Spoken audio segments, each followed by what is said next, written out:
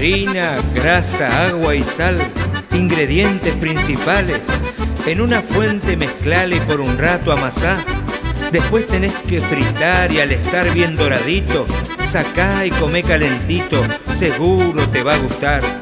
Lo podés acompañar con un buen mate cocido, con puchero, con un guiso, con asado, con vaipú.